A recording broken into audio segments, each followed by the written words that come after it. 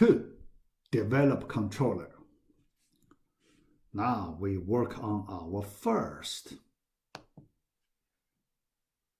main file. All right.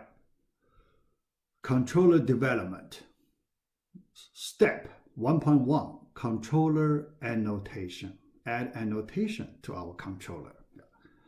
So let us open the controller skeleton file in this package, question controller class. So it's an empty one. Yeah. Now, at this place, let us copy controller annotation. All right. Okay. Then the next step, 1.2, add two instance variables. These two, one DAO object. We need this object to do database queries. The second one, a string variable, it is a view name, resolve view name.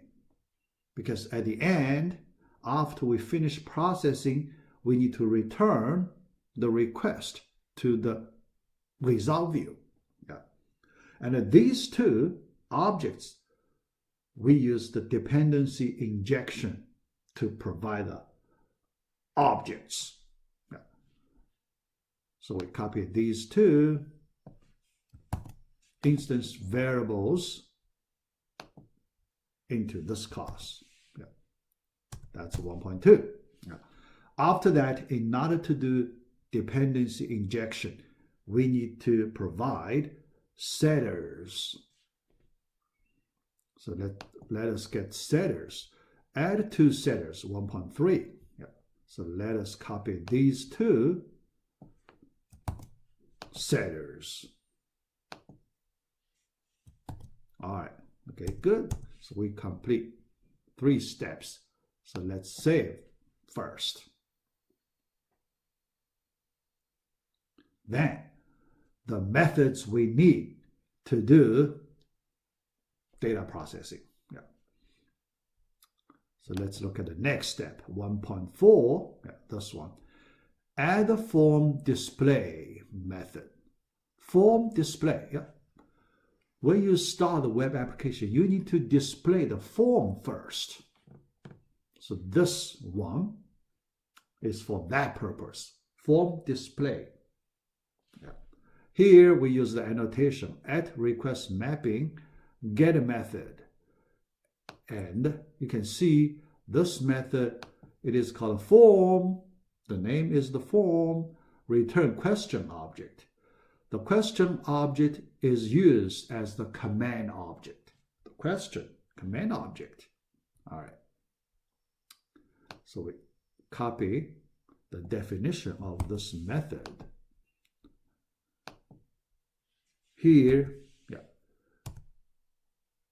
So that's for the form display part. So you can see inside, we use our DAO object to get the data, list, question, data. Yeah. All right.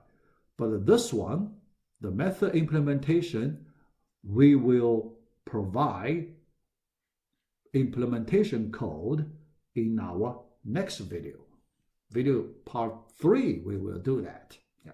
Here, because we use the interface. So the method name already in the interface. So you do not need to worry about it. So we have the interface. We have the, skeleton thing there. Yeah. All right. So 1.4. So save the file. The last step of this controller development. 1.5. Add the form processing method. Yeah. After the user enter a new question, submit. This method is called, because we use the post method. Okay, so the method request method.post, yeah, matches the HTTP method type So this method is called. Then in this method, we use the deal object, so we save the data. All right, after we save the data, we clear the fields.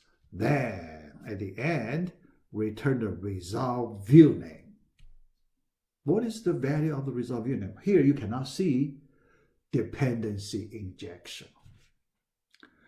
When we do the configuration, our last step, configuration, part 4, we will see the value of the result view name in the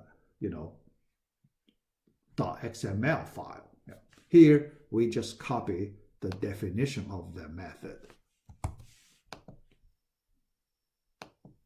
All right, good. So we complete the development of the whole controller. Okay, all right, say that's it. So we finished the video part 2.